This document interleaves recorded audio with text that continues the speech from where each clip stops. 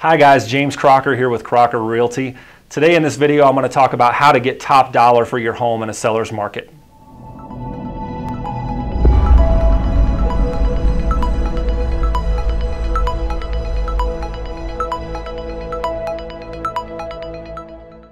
Before we get started, I want to point out a few links above this video.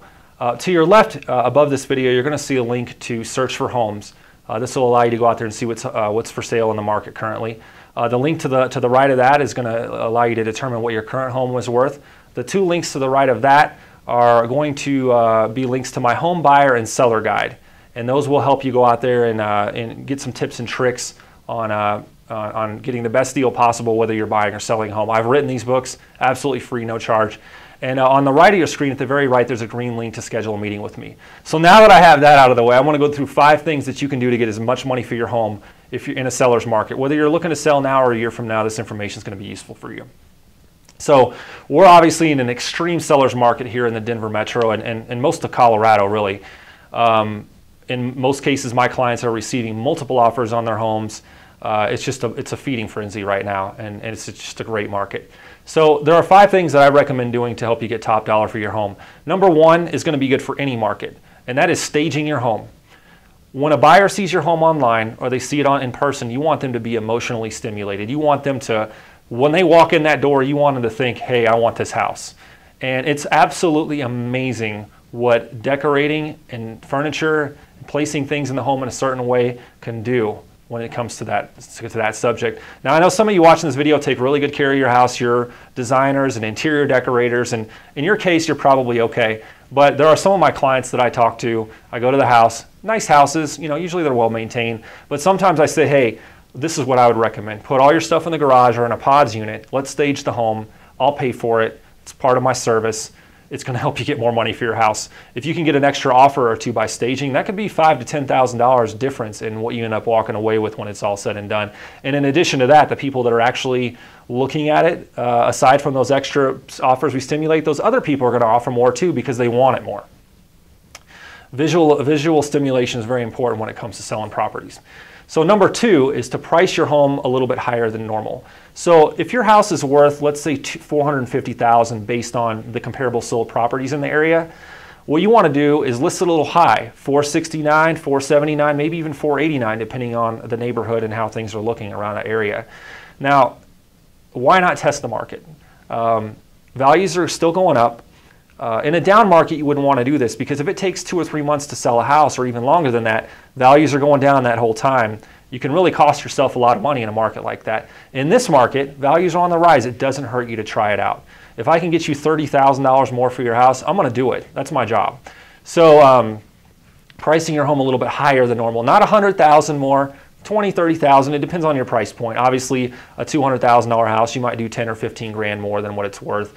A $500,000 house, you might do 40 or 50. So it's all relative to what price point you're looking at. On that note, the next thing that's really important is that I entice buyers that are interested in your house to offer cash over appraisal. So what that means is let's say that the comparable sold properties in the area are looking like your house is worth about $450,000, right? So let's say we get an offer at $475,000. Well, there's a good chance it's only going to appraise at $450,000. So what I do is I try to entice the buyers to offer $5,000 or $10,000 more than what it appraises for before we even accept their offer. So in that scenario, the lender's only going to loan up to whatever it appraises at. So let's say the house appraised, let's say the house went under contract at $475,000 and the appraisal came back at $455,000. Well, in most cases, what's going to happen is the buyer is going to ask you to come down to that price, or the contract's going to terminate if you refuse to do that. So what I do is I say, hey, we want $10,000 or $5,000 more than what it appraises for if it appraises low. So for example, if the appraisal came back at $455,000 and in our offer, we agreed that they were going to pay $5,000 over appraisal, you're going to get $460,000 automatically. It's already been agreed to. So, I mean, $5,000 is $5,000. Obviously if I can push $10,000 out of them, I will. It all depends on the circumstance and whether or not I can get away with it. If I know I can get away with it, obviously I'm going to do it. My job is to get you as much money as possible for the house. So the 4th thing I recommend is asking the buyer to buy the home as is. The last thing that you want in a transaction is for the buyer to come after you for inspection items. Fix this, fix that, put a new hot water heater in. If they agree to buy the home as is, and oftentimes I can get this done, and as well as cash over appraisal. You don't have to worry about that. It's one less situations where the contract might fall through. You don't have to worry about spending the money on it.